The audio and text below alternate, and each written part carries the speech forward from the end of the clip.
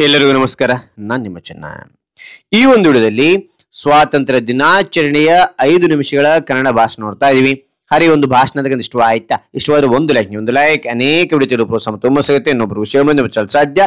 ಇಂಥ ಅನೇಕ ವಿಡಿಯೋಗಳ ಚಾನಲ್ ಸಬ್ಸ್ಕ್ರೈಬ್ ಆಗಿ. ಹಾಗೆ ನಿಮಗೆ ಯಾವ ರೀತಿಯ ಭಾಷಣ, ಯಾವ ರೀತಿಯ ಪ್ರಬಂಧ, ಯಾವ ರೀತಿಯ ಪತ್ರಲೇಖನ ಬೇಕಂತೇಳಿ ಕಾಮೆಂಟ್ ಮಾಡಿ. ಆ ವಿಷಯಕ್ಕೆ ತಕ್ಕಂತ ನಾನು ವಿಡಿಯೋ ಮಾಡಲು ಪ್ರಯತ್ನ ಪಡ್ತೇನೆ ಅಂತ ಹೇಳ್ತಾ ಈ ಒಂದು ಮಾಹಿತಿ ತಿಳಿತಾ ಹೋಗೋಣ ಬನ್ನಿ. ಭಾಷಣ ಕೇಳ್ತಾ ಹೋಗೋಣ ಬನ್ನಿ. ಈ ಸುಂದರ ಸಭಾಂಗಣದಲ್ಲಿ ಆಸೀನರಾಗಿರುವ ಗಣ್ಯರೇ, ಪ್ರಾಂಶುಪಾಲರೇ, ಶಿಕ್ಷಕರೇ ಹಾಗೂ ಈ ಸಭೆಯಲ್ಲಿರುವ ಎಲ್ಲ ನನ್ನ ಬಂಧು ಬಾಂಧವರಿಗೆ ಶುಭೋದಯ.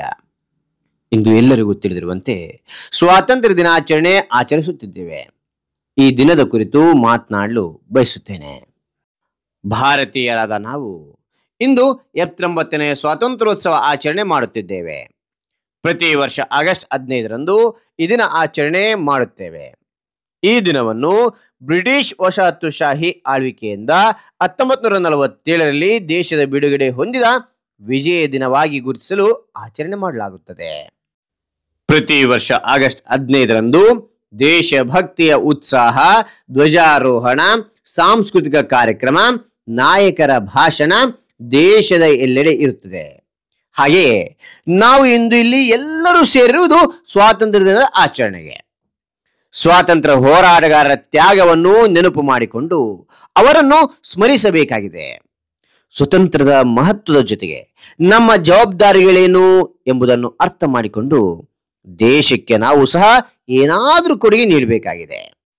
ನಮ್ಮ ದೇಶದ ಸ್ವಾತಂತ್ರ್ಯಕ್ಕೆ 1857ರಿಂದ 1947ರವರೆಗೆ ಹಲವು ದಶಕಗಳ ಕಾಲ ಹೋರಾಡಿದ ಎಲ್ಲರನ್ನೂ ಈ ಸಂದರ್ಭದಲ್ಲಿ ನಾವು ನೆನಪಿಸಿಕೊಳ್ಳಲೇಬೇಕು.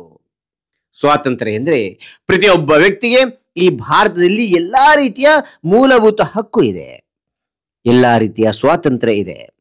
ಈ ಮಾತನ್ನು ಪೋಷಕರು, ಶಿಕ್ಷಕರು ಎಲ್ಲಾ ಮಕ್ಕಳಿಗೆ ಹೇಳಿಕೊಟ್ಟು ಅರ್ಥ ಮಾಡಿಸಬೇಕು. ಹೆಚ್ಚಿನ ನೈತಿಕ ಶಿಕ್ಷಣವನ್ನು ನೀಡಲೇಬೇಕು. ಹಾಗೆಯೇ ಸ್ವಾತಂತ್ರ್ಯ ಎಂಬ ಪರಿಕಲ್ಪನೆ ಬಗ್ಗೆ ಸೂಕ್ಷ್ಮವಾಗಿ ನಾವೆಲ್ಲ ತಿಳಿದುಕೊಳ್ಳಬೇಕಿದೆ.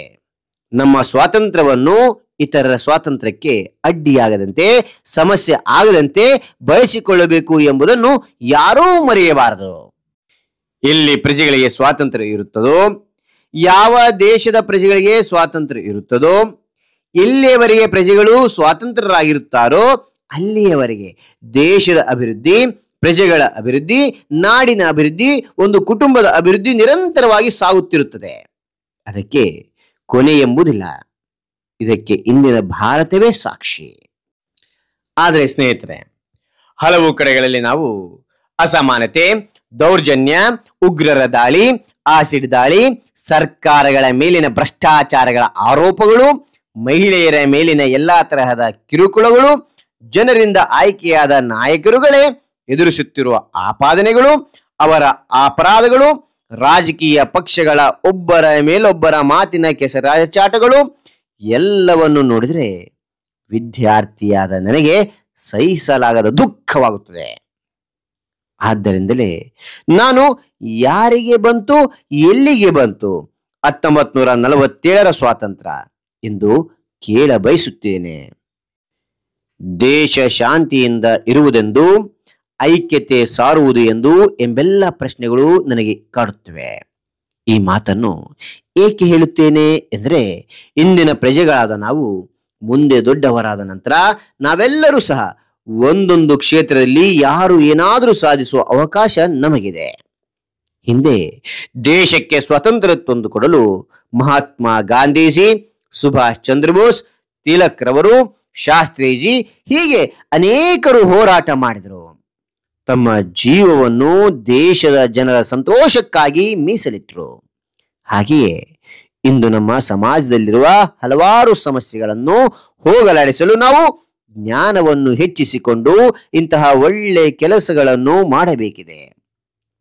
ಅದಕ್ಕಾಗಿ ನಾವೆಲ್ಲರೂ ಒಮ್ಮತದಿಂದ ಪಣ ತೊಡೋಣ ಎಂದು ಹೇಳುತ್ತಾ ನನ್ನ ಭಾಷಣವನ್ನು ಭಾರತಾಂಬೆಯ ಪಾದಕ್ಕೆ ಅರ್ಪಿಸುತ್ತೇನೆ. ಜೈ ಹಿಂದ್, ಜೈ ಭಾರತ್, ಜೈ ಭಾರತಾಂಬೆ. ಹಾಗಾದ್ರೆ ಈ ಒಂದು ಭಾಷಣ ಅಂತಕ್ಕಂಥ ಇಷ್ಟವಾಯ್ತಾ? ಇಷ್ಟವಾದ್ರೆ ಒಂದು ಲೈಕ್, ಅನೇಕ ವಿಡಿಯೋ ಪ್ರೋತ್ಸಾಹ ಮತ್ತು ಹುಮ್ಮಸ್ಸು ಸಿಗುತ್ತೆ. ಇನ್ನೊಬ್ಬರು ಶೇರ್ ಮಾಡಿ ಮುಚ್ಚಲು ಸಾಧ್ಯ. ಇಂಥ ಅನೇಕ ವಿಡಿಯೋಗಳ ಚಾನಲ್ ಸಬ್ಸ್ಕ್ರೈಬ್ ಆಗಿ. ಮತ್ತೊಂದು ಹೊಸ ವಿಷಯದೊಂದಿಗೆ ಮತ್ತೊಂದು ಹೊಸ ವಿಡಿಯೋದಿಂದ ಭೇಟಿ ಆಗ್ತೇನೆ. Thank you for watching. Bye.